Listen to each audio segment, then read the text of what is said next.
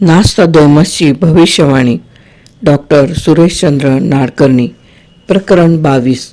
वांशिक मतभेदांमुळे जुनी दुखणी उचल खातील. वांशिक मतभेदांमुळे पुन्हा एकदा मानवजातीची जुनी दुखणी उचल खातील. वर्णविद्वेष आणि वांशिक कटकटी सर्वत्र उफाळून येतील. 20व्या शतकाच्या शेवटच्या दशकात ही सारी लक्षणे दृग्गोचर होऊ लागली होती.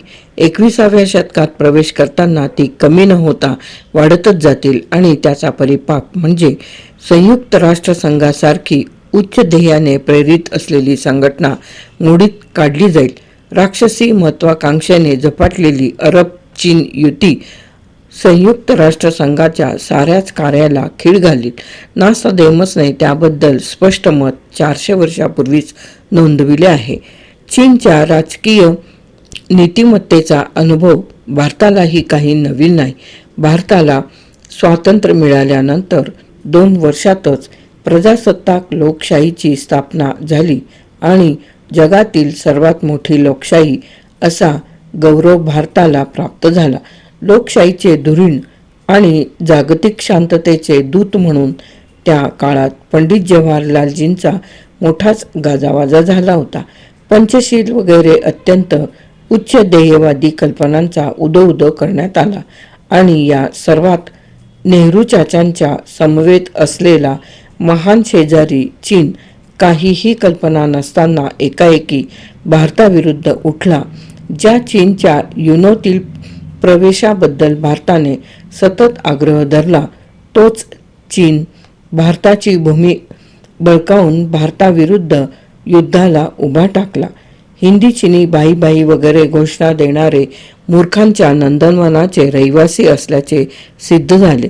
साऱ्या जगाचे भले चिंतणाऱ्या आणि जीवनातील साऱ्या उत्तमोत्तम गोष्टींवर मनापासून प्रेम करणाऱ्या नेहरू चाचांना हा विश्वासघाताचा धक्का सहन झाला नाही. ते खचत गेले आणि भारत चीन युद्धानंतर 2-3 वर्षांतच त्यांनी इहलोकची यात्रा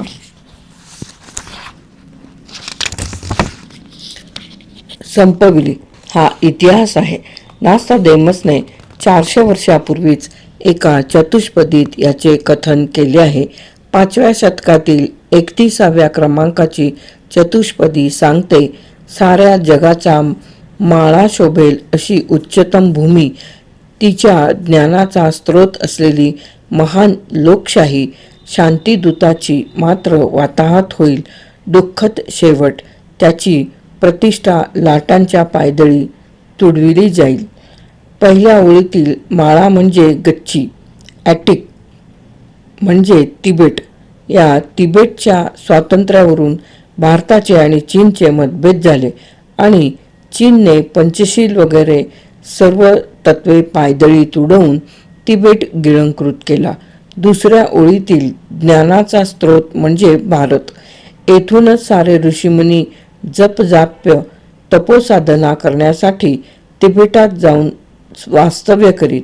गुलाब आणि गुलाबाचे फूल हा संकेत लोकशाहीचा निदर्शक म्हणून नास्तादेमसने अनेक ठिकाणी वापरला आहे. त्या व्यतिरिक्त नेहरू चाचा देखील अत्यंत आवडीने सतत गुलाबाचे फूल कोटाला खोचून ठेवीत असत. तिसऱ्या ओळीतील शांतिदूत हा शब्द पंडित जवाहरलालजींकडेच अंगुली निर्देश करतो. हे सांगण्याची आवश्यकता नाही. भारत चीन युद्धामुळे त्यांनी पुरस्कृत केलेल्या मैत्रीच्या आणि सहकार्याच्या साऱ्या कल्पना पायदळी तुडविल्या गेल्या. म्हटले तर त्यांचा आंतरराष्ट्रीय मुत्सद्देगिरीलाच तो फार मोठा धक्का होता आणि त्यांची अप्रतिष्ठा झाली.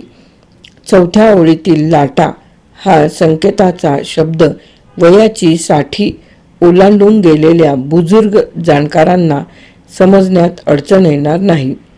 भारत चीन युद्धाच्या वेळी वर्तमानपत्रात येणारी चिनी सैन्याच्या आक्रमणाची वर्णने नेहमीच अशा शब्दात असत. चिनी सैन्य सागराच्या लाटांप्रमाणे हिमालयातील हिंदी ठाण्यांवर येऊन आदळत होते. त्यात हिंदी सेनेची ठाणी पाहता पाहता केव्हाच वाहून गेली. नास्तादेमसने 400 वर्षापूर्वी नेमका लाटा हाच शब्द योजला आणि त्यात शांतिदूताची प्रतिष्ठा वाहून गेली असे अत्यंत हृदयस्पर्शी वर्णन केले आहे. धन्य तो नास्तादेमस आणि त्याची दिव्य दृष्टी. प्रकरण 22 येथे समाप्त. नास्तादेमसची भविष्यवाणी डॉक्टर सुरेशचंद्र नाडकर्णी.